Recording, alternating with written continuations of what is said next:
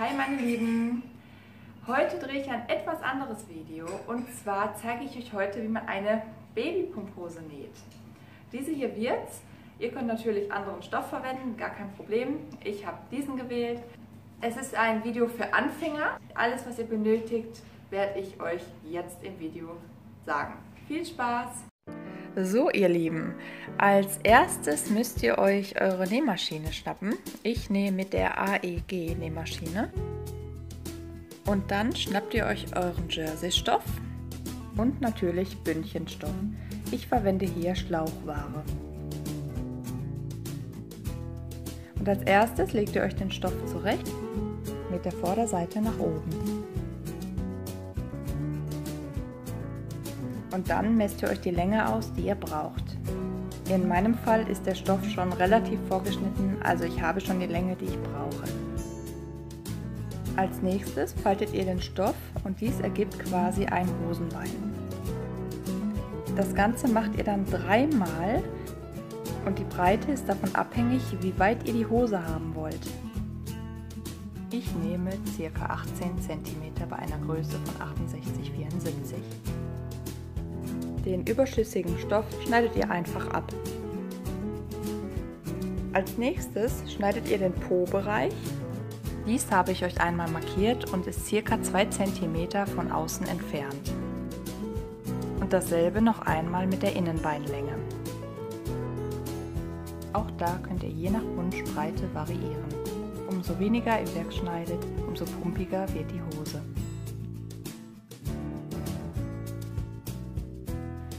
Als nächstes könnt ihr den Stoff auseinanderklappen und dann habt ihr zwei solche Teile.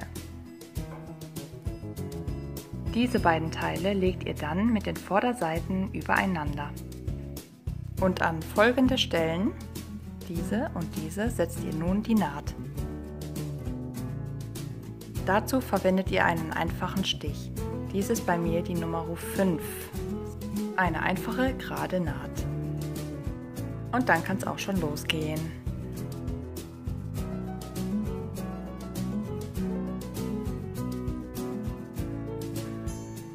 Die erste Naht ist gesetzt und somit kommt die andere Seite dran. Wenn ihr beide Seiten zusammengenäht habt, ist dies das Ergebnis. Dies ist die Naht, die ihr gerade gesetzt habt, Vorder- und Hinterseite. Und folgende Nähte müsst ihr nun setzen. Beziehungsweise es ist nur eine Naht. Also ihr fangt an einem Bein an und ihr kommt am anderen Bein wieder aus.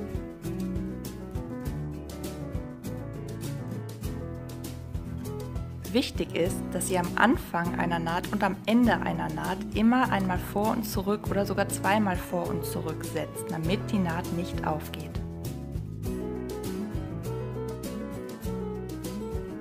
So, dann kann die Nähmaschine erstmal zurückrücken und das ist dann das Ergebnis. Also ihr könnt die erstmal umkrempeln, so wie ich das hier gerade mache. Und dann habt ihr schon mal eine halbfertige Hose. Jetzt fehlen nur noch die Bündchen. Um die Breite der Bündchen zu bestimmen, gibt es eine Formel, die schreibe ich euch gleich mal dazu. Ich lege die Hose einfach dran und gehe nach Augenmaß. Um die Höhe der Bündchen zu bestimmen, kann man beim Schneiden den Stoff zwischendurch hochklappen und dann sieht man, wie hoch das Bündchen im Endeffekt wird. Dasselbe Spielchen machen wir nun mit den Beinbündchen.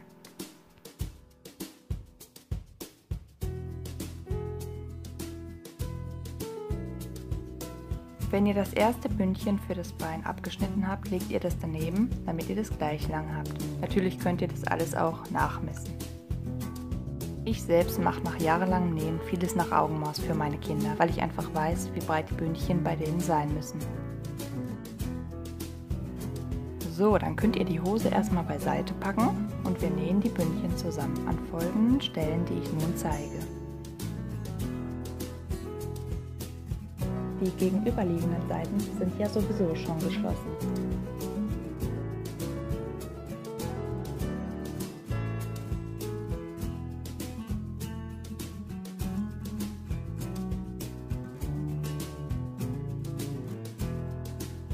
Ich spule nun mal ein bisschen vor, damit es alles ein bisschen schneller geht.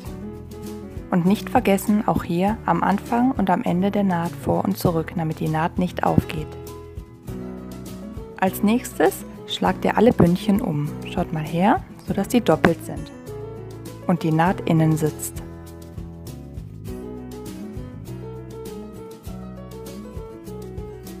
Auch hier spule ich mal eben ein bisschen vor.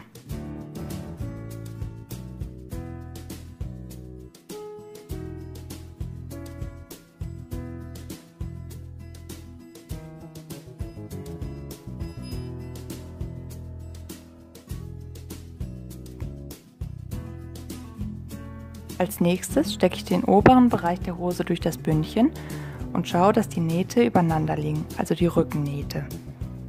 Von dem Bündchen und von der Rückseite der Hose.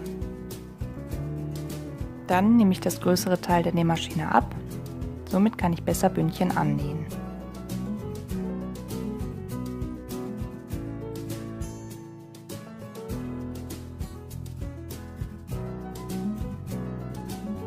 Dadurch, dass das Bündchen schmaler ist wie die Hose, schaut mal her, ziehe ich das Bündchen lang und halte es dann mit dem Daumen fest und dann lege ich los.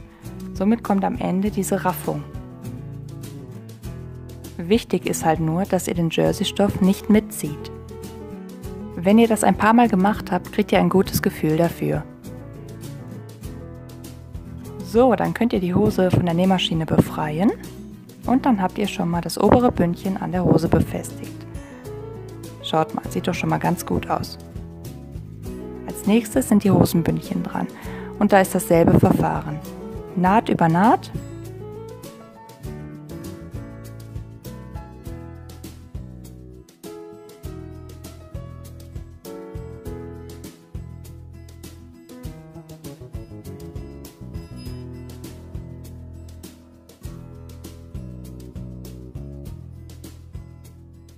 Bündchen wieder ein bisschen ziehen, den Jersey-Stoff nicht mitziehen und somit entsteht auch unten diese Raffung.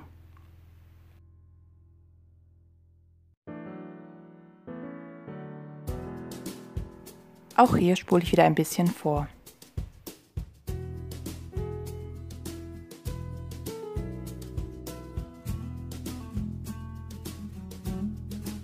So, dann könnt ihr die Hose von der Nähmaschine befreien. Und ihr habt alle 3 Bündchen befestigt und somit ist die Hose fertig. Voila! Ihr könnt auch sehr schön das Bauch- oder die Fußbündchen länger machen und somit könnt ihr die auch umklappen. Das sieht auch immer sehr schön aus und somit wachsen die auch mit. So, ich hoffe, das Video hat euch gefallen und war hilfreich. Wenn es euch gefallen hat, freue ich mich sehr über einen Daumen nach oben. Und wenn ihr demnächst noch mehr solcher Videos sehen wollt, dann lasst mir doch einfach ein Abo da. Tschüss!